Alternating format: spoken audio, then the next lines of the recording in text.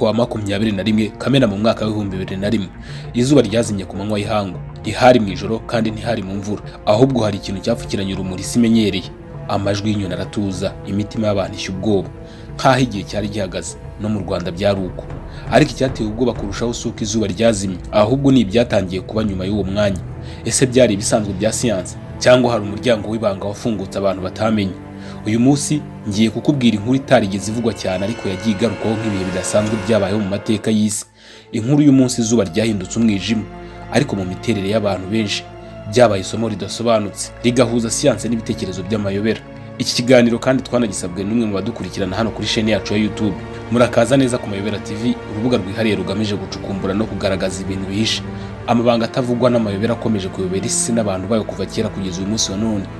Wicikwa n'amabanga, amayobera n'ibitavugwaho rumwe tubagezaho muri buri kiganiro tubategurira kuri chaîne yacu kandi yanyu. Muri make, aha niho honyine wasanga ibintu bidasanzwe utapfa kumva ahandi. Icyo bigusaba rero ni ugukanda subscribe ndetse no gukanda ku nzogera kugira ngo ubone amakuru mashya mbere y'abandi.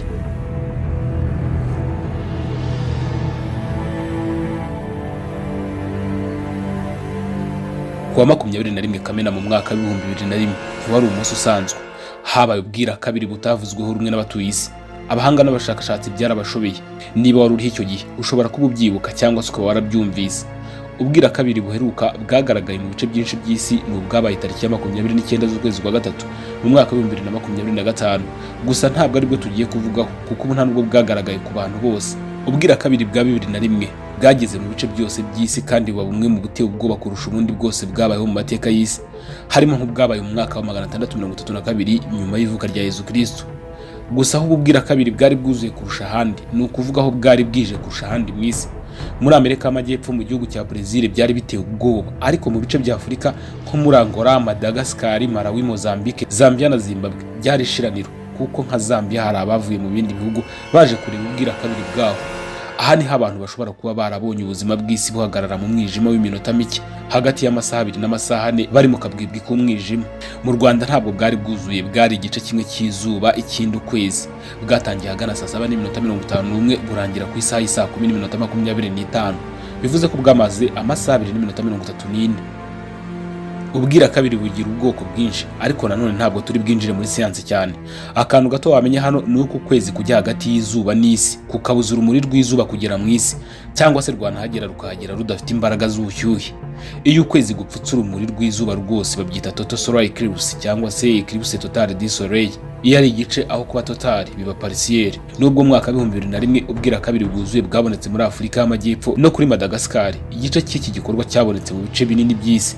Igice kinini cya Afurika n'igice kimwe cy'iburasirazuba bwa Amerika y'Epfo. Ubwirakabiri bwo mu mwaka wa 2001 bwari ubwa mbere bwa total solar eclipse mu kinyejana cya 21, kandi nibwo bwavuzwe cyane kubera uko inzira yabwo yanyuraga ku isi, ndetse hari n'abantu benshi baturutse impande zitandukanye kuza kureba muri Zambia n'ahandi. Izuba ryari ryarashe nk'ibisanzwe, abantu bakora imirimo yabo, abana bakinira hanze, abahinzi bari mu mirimo, ariko hari ikintu kitabonwaga n'amaso cyari kiri mu isanzure kigenda kiyegereza isi gahoro gahoro nk'ikintu cyateguwe kuva kera. Nta muntu wari uzi ko muri uwo munsi isi igiye kubona ikimenyetso cyari cyaravuzwe n'abahanuzi, abanditsi ba kera n'abapfumu b'amoko atandukanye. Ibihe byari biteye ubwoba, izuba ryarahagaze ritangira kuzimira buhoro buhoro. Ntabwo ryazimye nk'igicu kije, ryazimye nkaho hari ikintu kiririmo. Uko iminota yagendaga ishira, urumuri rwarushagaho kugabanuka. Inyoni nyinshi zitangira guceceka kubera ibihe bidasanzwe mu bice bimwe na bimwe by'isi. Abantu barebaga mu kirere bafite ubwoba butavugwa. Hari n'abavuze ko ibi byigeze kuba kandi buri gihe bigira icyo bisiga. Ubwirakabiri bwo kuwa 21 Kamena mu mwaka wa 2001 ntibwari busanzwe. Abahanga bavuze ko ari ubwirakabiri bw'izuba busanzwe, ariko hari ibintu byabaye icyo gihe bitigeze bisobanurwa neza. Hari abatangaje ko amasaha yanahagaze mu bice bimwe by'isi. Hari abavuze ko babonekewe n'ibyumvo bidasanzwe, umutima wuzuyemo igishyika, ubwoba budasobanutse cyangwa amarira adafite inkomoko. Hari n'abavuze ko inzozi zabo zahindutse uhereye uwo munsi.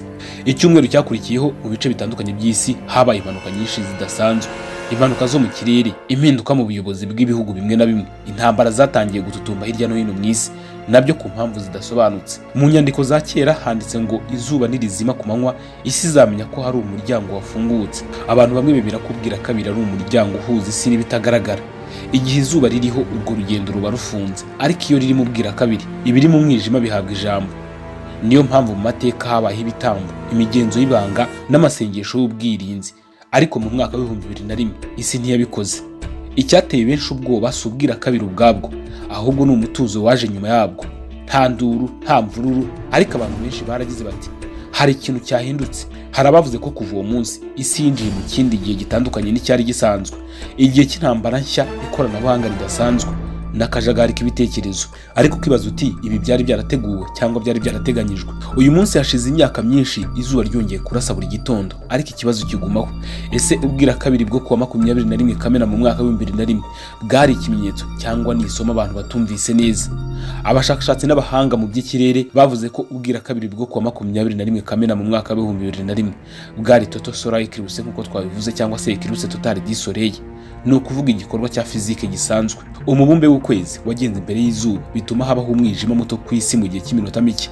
Ibi byari igikorwa gihoraho mu mateka y'ikirere, kandi byari byitezwe n'abahanga ku buryo bw'imibare. Ibyabaye byose byari ibisanzwe bya siyansi, harimo imiyoboro y'ingufu y'izuba, impinduka muri ionosphère n'ibindi bipimo by'ikirere. Mu buryo bwa siyansi si ikimenyetso cy'Imana cyangwa umuryango w'ibanga, ahubwo ni ibikorwa by'umubumbe w'ikirere. Amateka ya kera, imyemerere y'abasaza n'abahanuzi bavuga ko ubwirakabiri bwashushanyaga impinduka z'isi, cyangwa ko ari ikimenyetso cy'ibizaba mu gihe kizaza. Mu bihugu byinshi abantu bibazaga niba ubwirakabiri ari akaga, intambara cyangwa impinduka mu buyobozi. Abantu benshi bavuze ko ubwirakabiri bwabateye ubwoba, umutima ugakangarana, bamwe bakajya banarota inzozi zidasanzwe. Mu buryo bw'amayobera ushobora kuvuga ko ari isomo abantu batumvise. Uko isi ikomeza kugenda, abantu ntibashobora kwitwara neza ku bimenyetso bisanzwe by'ikirere. Bishobora gutanga ikibatsi cyo gutekereza ku bintu byinshi, igihe imbaraga z'umubiri w'isi cyangwa imitekerereze y'abantu. Ubwirakabiri bwo mu mwaka wa 2001 bushobora gufatwa mu buryo bubiri icyarimwe. Ku ruhande rwa siyansi ni igikorwa gisanzwe cy'ikirere gisobanutse kandi cyapimwe. Ku ruhande rw'amayobera n'urujijo ni isomo, ikimenyetso cyangwa impuruza ku bantu batitaye ku by'ibihe byadushakaho gutekereza. Mu kirere cyo kuwa 21 mu kwezi kwa gatandatu 2001 ubwirakabiri bwabereye hafi n'igihe Marisi yari yegereye isi cyane ku rwego rutigeze ruboneka guhera mu mwaka wa 1988, ku buryo abahanga mu by'ikirere babonye kimwe mu bintu by'ibanze ku bijyanye n'imyiteguro ya siyansi mu kirere icyo gihe. Nubwo badashobora guhindura isi ubwayo, uku kuba hafi ku isi kwa Mars ni igipimo gikomeye mu bugenzuzi bw'ikirere muri icyo gihe. Abantu benshi na ba mukerarugendo baturutse impande zose z'isi bari bateraniye mu gihugu cya Zambia n'ahandi mu bihugu byabonye ubwirakabiri kugira ngo barebe ubwirakabiri bwa mbere bwuzuye mu kinyejana cya 21. Ndetse abashakashatsi baje kumenya byinshi ku muraba w'izuba mu kirere. NASA ndetse n'ibigo bimwe byohereje amashusho ku isi yose ku murongo wa internet uko ubwirakabiri bwabaga. Ubwirakabiri bwo kuwa 21 ukwezi kwa gatandatu 2001 si ikimenyetso cy'akazi ka none cyangwa ikintu cy'ubushobozi bw'umubiri w'isi, ariko mu miterere y'abantu benshi bwabaye isomo ridasobanutse rigahuza siyansi n'ibitekerezo by'amayobera. Ese wowe ubwirakabiri ni icyo ubuziho kidasanzwe? Ese ni ubuhe bundi uzi bwateye ubwoba isi n'abayituye? Twandikire muri comment icyo utekereza kuri iki kintu. Kandi njye nk'ibisanzwe ndimugira banga ati aha ni ku Mayobera TV, aho ushobora kumva ibyo utasanga ahandi. Ndabashimiye, mukomeze mugire ibihe byiza aho muri hose mu bice bitandukanye by'isi.